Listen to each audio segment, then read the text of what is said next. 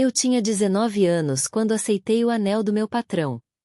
Apresento-me como uma garota humilde, nascida numa cidade pequena, cheia de sonhos e ambição. Aos 19, cansada das promessas vazias e atraída pela estabilidade que ele oferecia, aceitei casar-me com o homem que havia me contratado. Foi uma decisão impulsiva, guiada por afeto, admiração e a esperança de uma vida melhor. Descrevo o casamento com detalhes sensoriais. Um salão iluminado, convidados bem vestidos, flores cuidadosamente dispostas e um vestido simples que brilhou sob as luzes. Não foi uma festa enorme de novela, mas teve elegância e calor, o suficiente para parecer o começo de um conto. Naquele dia, ele prometeu um futuro de luxo e carinho, viagens, segurança financeira e proteção. Suas palavras eram convincentes e o sorriso parecia sincero. Estabeleço a relação de poder entre nós. Ele, um empresário poderoso, experiente e seguro de si. Eu, jovem, apaixonada e dependente emocionalmente. Mostro como a admiração se transformou em confiança cega, e como a dependência financeira e afetiva começou a se entrelaçar com o amor, preparando o terreno para a traição que viria depois. Olhei para o futuro acreditando que ao lado dele tudo seria perfeito para sempre. Os primeiros meses foram um turbilhão de lugares e sensações. Acordava em suítes de hotéis com lençóis que cheiravam a alfazema, tomava café da manhã com vista para cidades que eu só conhecia de filmes, e à tarde, ele me levava a jantares em restaurantes onde eu raramente entendia o menu. Mas fingia, encantada, para não estragar a imagem que ele parecia gostar de me ver ter viagens rápidas, reuniões que duravam a noite inteira, abraços apertados no aeroporto antes de eu embarcar de volta para minha casa com ele. Tudo parecia uma cena escrita para nos dois, e eu me sentia protagonista. Ele tinha um jeito de cuidar que misturava carinho e comando. Quando segurava minha mão, era terno. Quando dava uma ordem, era decisivo. Havia um magnetismo nele, roupas sempre impecáveis, perfume caro, uma voz calma que ordenava e ao mesmo tempo acalmava. No início, eu creditei aquilo à experiência. Ele sabia como mover-se no mundo dos negócios e também como proteger alguém que dependia dele. Eu, jovem e sonhadora, aceitava com gratidão a proteção e o conforto. Era tão doce ser cuidada por alguém tão forte. Mas, aos poucos, a rotina foi revelando pequenas fissuras. Algumas ligações no meio da noite que ele atendia com um "é só trabalho" e depois dizia não lembrar dos detalhes. Reuniões que surgiam de repente e o faziam sair de casa sem explicação convincente. Havia noites em que eu esperava o jantar que prometera e ele voltava com pedido pronto para a viagem, desculpando-se com um olhar que pedia perdão e compreensão. Ele justificava tudo com o peso de suas responsabilidades. E eu, por amor, aceitava as justificativas. A prosperidade material era evidente, roupas novas, carros que brilhavam na garagem, aparelhos de última geração na casa que agora dividíamos. Eu nunca mais tive que me preocupar com contas, e isso me deu uma liberdade que eu nunca havia experimentado. Compras que antes eram raras tornaram-se comuns. Eu podia escolher sapatos sem pensar no preço, e ele sorria satisfeito quando eu me sentia feliz com essas pequenas extravagâncias. Ele dizia que merecíamos celebrar a vida que construíra, e eu acreditava, porque era mais fácil acreditar no conforto do que encarar dúvidas.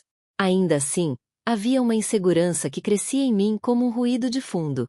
Às vezes, enquanto observava-o ao longe em uma reunião, via o desprezo velado de alguns convidados ao me notar. Eu sentia, sem saber explicar, que não pertencia completamente àquele universo. Perguntava-me se eu era apenas um adorno na vida dele, alguém para desfilar nos eventos, para trazer beleza às fotos.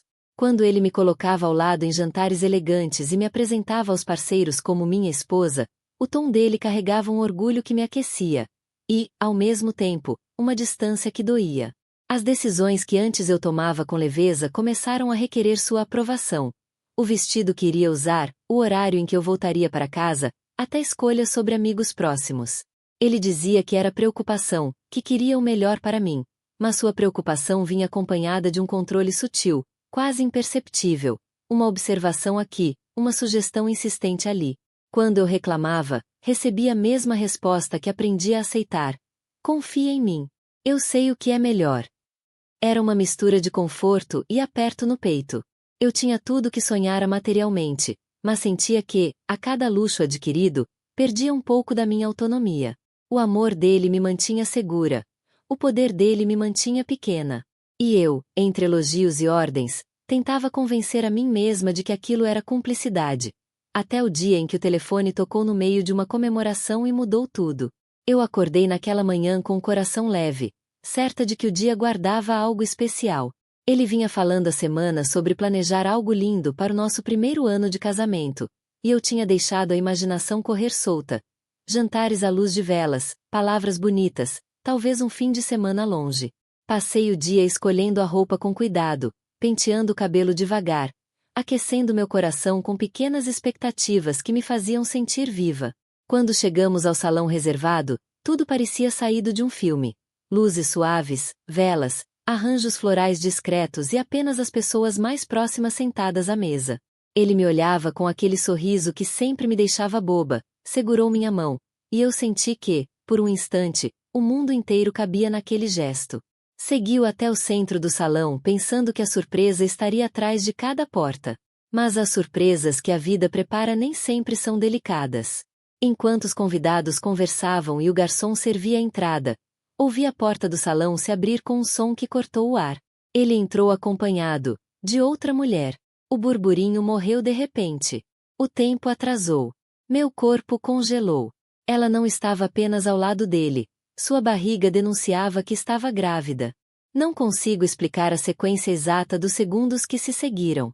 Foi tudo como em câmera lenta e ao mesmo tempo acelerado demais. Um sussurro aqui, um olhar surpreso ali, e então os olhares se voltaram para mim. As pessoas que sorriam minutos antes agora me examinavam como se eu fosse um objeto quebrado em cena. Meu rosto queimou, a garganta fechou, e um gosto amargo invadiu minha boca. Ele se aproximou, com as mãos abertas como quem tenta explicar uma tempestade. Amor. Calma. Eu posso explicar. Ela sorriu com uma confiança que me feriu mais do que qualquer palavra poderia. Senti as mãos dele tremerem. Ou talvez fosse a minha imaginação. Eu lembro de ter dito, num fio de voz.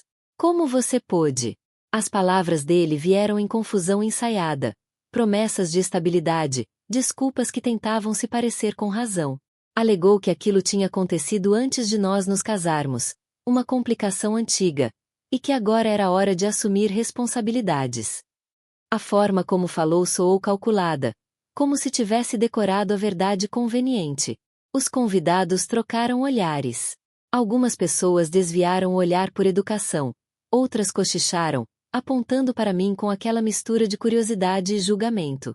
A sala que deveria ser o meu refúgio transformou-se num tribunal improvisado. Eu senti os degraus do mundo desmoronando sob os meus pés. Não consegui ouvir direito as justificativas. Só senti a pontada de humilhação. Levantei-me num impulso e gritei o que restava da minha dignidade. Não vou aceitar isso. Ele tentou me segurar pelo braço, e eu me soltei. Corri para fora do salão, o ar frio me cortando a cara, e chorei como nunca havia chorado na frente de estranhos. Lá fora, no escuro do corredor, ouvi o riso contido dela, e aquilo foi como uma lâmina. Naquela noite, voltei para casa, mas a casa parecia menor, as paredes mais próximas.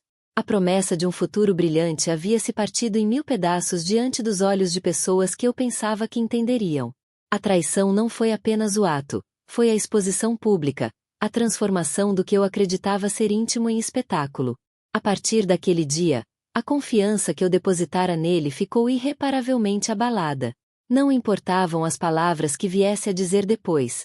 Algo dentro de mim se fechou para sempre. A ferida estava aberta, e eu sabia que nada poderia apagar a humilhação daquele primeiro aniversário. O dia em que minha vida, tal como eu a conhecia, desabou em frente a todos. Depois do que aconteceu no salão, veio a ressaca que eu jamais imaginara. No dia seguinte, mal passaram 24 horas e já havia sussurros nas ruas, olhares discretos nas lojas, mensagens cortantes que apareciam nos grupos de família e amigos. A cidade pequena onde eu cresci não perdoa espetáculo. Gosta de arregimentar julgamentos como se fossem festa. Meu telefone tocava menos, as mensagens diretas viravam desculpas e os convites sumiam. Amigos que eu acreditava serem leais passaram a evitar meu olhar. A família dele, que antes me recebia com sorrisos analisadores, passou a tomar distância. Alguns parentes, envergonhados, me davam conselhos em tom paternalista. Você tem que entender a posição dele, menina. Como se eu fosse uma criança que precisava aprender a suportar humilhações.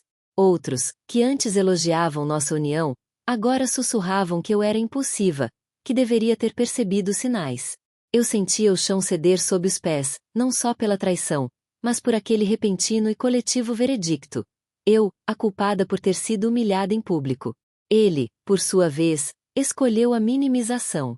Em entrevistas, em jantares, quando os poucos amigos que restaram tocavam no assunto, ele sorriu e disse que as coisas eram mais complexas, que um acidente do passado precisava ser tratado com responsabilidade. Para muitos, a sua versão soava mais madura, e isso me enfurecia. Alguns me acusavam de drama, de teatralidade. Eu, que suportara a noite sem dormir, que chorara escondida, que sentia a dignidade esfarelar, fui reduzida a uma figura melodramática nos comentários alheios. Perdi status.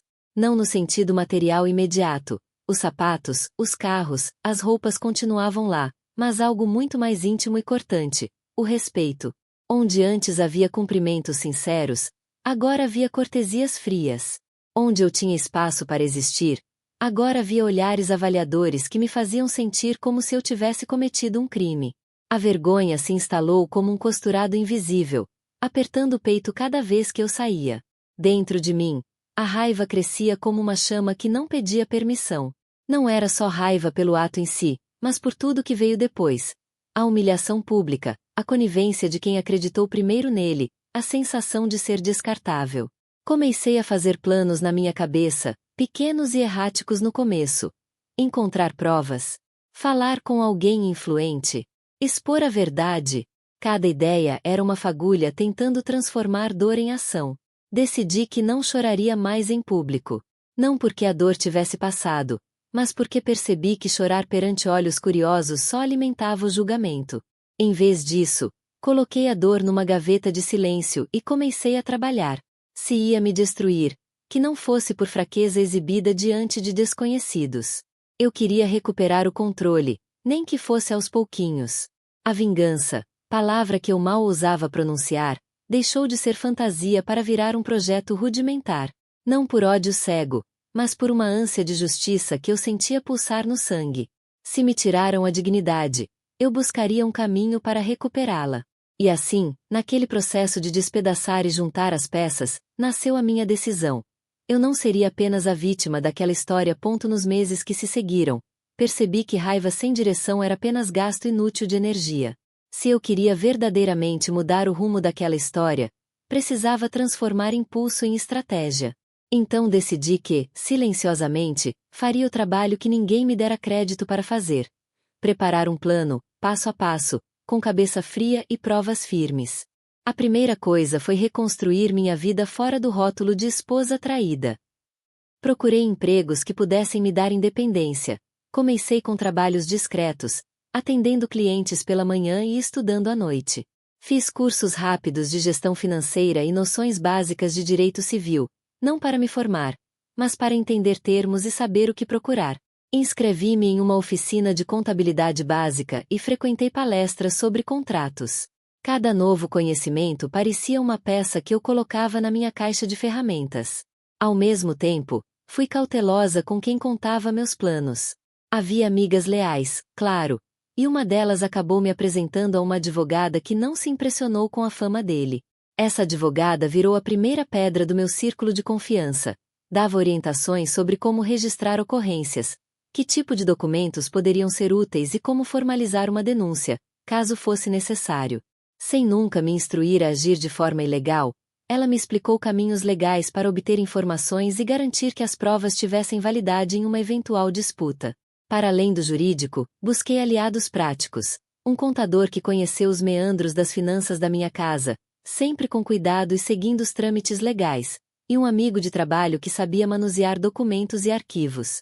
Aos poucos, comecei a montar uma coleção de sinais.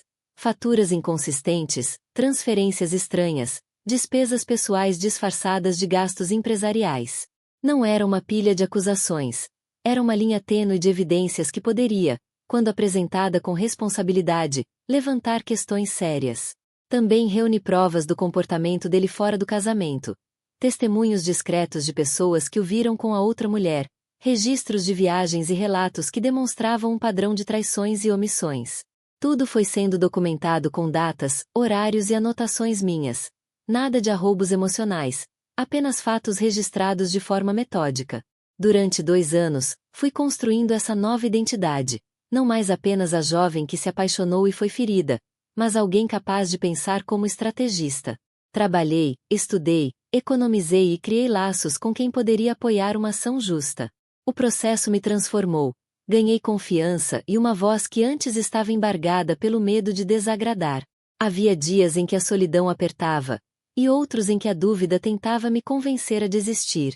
Mas a cada documento arquivado, a cada conversa honesta com a advogada, eu sentia que me aproximava de algo maior. Não apenas de uma revanche pessoal, mas de uma restituição da minha dignidade. 2 anos não foram apenas tempo, foram preparação. E quando finalmente entendi que estava pronta, percebi que a espera havia me dado poder. O dia foi escolhido com cuidado, como se eu montasse um cenário para um ato final. Não havia drama aberto, tudo aconteceria com a frieza de quem já sabia o que precisava fazer. Nos 2 anos de preparação eu aprendi que justiça não vinha de explosões emocionais, mas de movimentos calculados. E foi assim que cheguei àquele momento, firme, segurando uma pasta com documentos que eu havia juntado como quem carrega pedras para construir um caminho. A pressão veio de várias direções ao mesmo tempo. Uma crise empresarial pequena, porém real, surgira nos meses anteriores. Negócios mal explicados, parceiros inquietos, comentários anônimos que começavam a circular entre investidores. Nada que sozinho derrubasse um império, mas o suficiente para criar fissuras. Em paralelo, as provas que eu e meus aliados havíamos coletado, registros, notas, depoimentos discretos, formavam um arquivo desconfortável para ele. Não usei palavras como chantagem naquela reunião. Falei em fatos, em números, em consequências possíveis. A ideia não era humilhar, mas mostrar que havia um custo real para manter aquela mentira viva. Combinei o encontro como se fosse para discutir a separação de bens, algo burocrático e até esperado. Ele apareceu confiante demais, vestido com um terno que o fazia parecer inabalável. Sentamos em uma sala de reunião neutra, luz controlada, ar-condicionado ligado, a mesa em personagens entre nós. Ao meu lado, meu advogado e, discretamente, documentos que pesavam como pedras de um passado que eu carregara por 2 anos. Do outro lado, ele tentou manter o sorriso, a voz calma, como quem ainda acreditava que poderia manipular a verdade com charme. As negociações começaram formais, com termos, valores e cláusulas. Falei com voz serena sobre a possibilidade de um acordo que poupasse ambos e evitasse escândalos desnecessários. Mas havia uma condição não dita, a verdade que eu poderia tornar pública, não por prazer, mas para restituir o que me tiraram. A sala respirou tensa quando mencionei o risco de que aqueles documentos chegassem a outras mãos. Não usei ameaças, usei a pura constatação de que mentiras têm preço. Ele vacilou quando a conversa tocou em parceiros de negócios que poderiam retirar apoio se as informações se consolidassem. Percebi ali o ponto exato de vulnerabilidade. Não era só orgulho ferido, era medo de perder o que construiu com tanto esforço, ou tanta pressa. A água bateu onde deveria doer, nas finanças, nas reputações, na rede que sustentava o poder dele. Então, num momento que parecia dilatado, trouxe o documento final. Não era um tratado longo, era um papel, claro, objetivo, com termos que ele, no calor da pressão, concordou em assinar. Era uma cessão, era uma formalidade que transferia bens e protegia, em iguais medidas, a minha segurança e a exposição dele. Ele leu com a expressão tensa, olhou para mim como se ainda tentasse decifrar se eu era vítima ou algo mais perigoso. Alguém que, por fim, saíra do silêncio. Quando assinou, senti uma onda de alívio imediata, quase física, seguida por uma vazia estranha. A assinatura dele não devolvia o tempo perdido, nem curava as noites em que acordei sufocada pela humilhação. Deu-me, sim, uma restituição tangível, escolhas que ele não me permitirá antes, controle que me fora tirado. Mas junto à vitória veio uma pergunta que não se cala. Qual é o custo real daquilo que chamamos de justiça? Ele percebeu tarde demais o alcance do gesto. Naquele instante, sua postura mudou. A arrogância deu lugar a um silêncio pesado, a palpitação de quem entendeu que havia perdido algo irreparável. Eu, por minha vez, olhei para o papel nos meus dedos e senti a mistura amarga de justiça consumada e um vazio que nenhuma propriedade poderia preencher. A assinatura foi o fim de um capítulo e o começo de outro. E, enquanto saía daquela sala, deixei para trás não apenas um homem derrotado, mas o eco de histórias que agora precisei aprender a reescrever, começando pela minha própria. Quando o papel foi assinado, a notícia não ficou confinada àquela sala. Em poucas semanas, a transferência de bens começou a se tornar efetiva. Contas congeladas, propriedades reavidas, contratos reavaliados. A minha vida material mudou rápido, coisas que eu nunca acreditara merecer passaram a estar a meu nome, e a sensação inicial de triunfo veio acompanhada de uma sequência de formalidades legais que me deixaram atordoada. Advogados ligavam, bancos pediam documentos, e eu respondia com a calma que aprendi a cultivar durante os 2 anos de preparação. A repercussão pública foi outra face da moeda. Amigos do círculo social do meu marido se afastaram discretamente, jornalistas começaram a perguntar por depoimentos. Mensagens anônimas surgiam nas minhas redes sociais. Alguns de apoio, muitos de julgamento. Para ele, o impacto foi devastador. Aquilo que antes o erguia, influência, alianças, a fachada de impunidade, ruiu com a mesma rapidez com que o mercado rejeita empresas em crise. Parceiros rescindiram contratos, e a confiança que o sustinha nos círculos de negócios evaporou. Vi, com uma mistura de satisfação e pena contida, o homem que me prometera um paraíso perder o chão sob os pés. Mas a vitória material trouxe dilemas que eu não previa. Havia algo de frio nas cifras que apareciam na minha conta, algo que me lembrava que bens compram conforto, não consertam feridas. Nas noites em que olhava para o teto do meu quarto, sentia o peso daquilo que havia conquistado. Era justiça, sim, mas também um lembrete constante do preço emocional pago por todo o processo. Me peguei pensando se, no fim, eu não tinha trocado uma prisão, a submissão de antes, por outra. A vigilância pública e a responsabilidade de gerir o que agora era meu. Ele reagiu como quem tenta recuperar a própria imagem. Pedidos sutis de reunião, telefonemas em tom suplicante, tentativas de enquadrar a narrativa como um mal-entendido que poderia ser resolvido com diálogo. A mulher grávida, agora uma presença constante nas notícias locais, apareceu algumas vezes em entrevistas, chorosa, pedindo compaixão e descrevendo-se como vítima de circunstâncias. Houve confrontos diretos. Em um deles, quando a encontrei por acaso numa sala de espera de um consultório, ela me olhou com uma mistura de hostilidade e medo e disse, quase em silêncio: "Você levou tudo de mim." Respondi com a verdade que me custará anos criar. Eu levei aquilo que me tiraram. A pressão sobre ele cresceu. Tentativas de recuperar status surgiram. Propostas de acordos públicos, doações para filantropia, gestos grandiosos para acalmar a opinião. Mas reputação, uma vez quebrada por escolhas pessoais e por sinais de má conduta, não se reconstrói com palmadinhas na cabeça pública. Viu ensaiar gestos que antes vinham naturais, carisma, segurança, e agora soavam forçados, como máscaras que caíam com o primeiro vento. Houve também quem me acusasse de vingativa e fria. Alguns amigos antigos me afastaram, desconfortáveis com a transformação que me tomara. Reconheci, com honestidade, que a minha alma carregava cicatrizes profundas. O triunfo narrativo, aquele momento de ver o poder dele desmoronar, foi real e doce, mas havia um preço que nem eu podia prever. Noites sem sono, lembranças que não se apagam, a sensação de ter roubado algo que também feriu terceiros.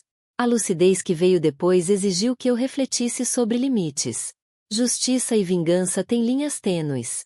Eu tinha recuperado o que era meu e exposto à falsidade que me feriu, mas também testemunhei o quanto a vida pode se partir quando decisões são tomadas por mágoa. No fim, enquanto observava os prédios que agora representavam segurança material, percebi que poder e dinheiro não apagavam a dor que sentirá no dia em que ele entrou com outra ao nosso aniversário. A vingança havia me dado retorno, mas não a cura. E essa constatação, amarga e verdadeira, foi talvez a maior reviravolta de todas. Ficar sozinha com as decisões que tomei foi o momento mais difícil, ao mesmo tempo, mais necessário da minha vida. A assinatura daquele papel foi a consumação de um plano que me deu justiça, ou a ilusão dela. E, nos meses que se seguiram, Aprendi que justiça e vingança são primas próximas, mas distintas. Justiça devolveu parte do que me foi tirado, vingança consumiu parte da minha paz. Reconheço hoje que, enquanto a primeira procura restituir direitos, a segunda frequentemente pede um preço emocional que não é cobrado na conta bancária. Houve dias em que celebrei como quem recebe uma herança de dignidade. Houve noites em que me peguei questionando se valerá a pena. O que recuperei materialmente me deu liberdade. Portas que antes estavam trancadas se abriram. Mas cada chave girada trazia lembranças do que se perdeu. Por isso decidi que, antes de fazer qualquer escolha definitiva sobre os bens, eu ouviria o meu próprio silêncio. Parte de mim deseja manter aquilo que agora é meu para construir independência real. Um negócio próprio, um lugar que seja meu por mérito e não por papel assinado. Outra parte considera doar, transformar aquilo em algo que gere sentido além do conforto. Talvez projetos para meninas de cidades pequenas, oportunidades que eu mesma não tive. Não dou respostas fáceis. Deixo essas escolhas abertas, porque ainda estou aprendendo a medir o que é justo para mim. Aprendi também que prender a alma ao passado é recusar o próprio futuro. Guardar mágoa apenas me tornaria prisioneira de um capítulo que já aconteceu. Não significa esquecer, lembranças me moldaram, mas significa decidir quando retirar pedras do caminho e permitir que outras flores cresçam. Às vezes penso que a verdadeira coragem não é a vingança bem-sucedida, mas a capacidade de reconstruir-se com as próprias mãos, escolhendo a ternura em vez do ódio quando possível. Hoje caminho por corredores que antes me lembravam humilhação, e olho para a porta onde tudo começou sem o apertar do desespero que senti naquele aniversário. Fecho essa porta com um gesto calmo, não como quem destrói memória, mas como quem reorganiza um espaço para a vida E, por enquanto, isso basta. A sensação de que, finalmente, posso escolher. Era ter. Em seguida, empurro outra, incerta, clara, minha. E entro sem saber exatamente o que vem depois. Talvez seja paz. Talvez seja trabalho duro. Talvez seja mais histórias para contar.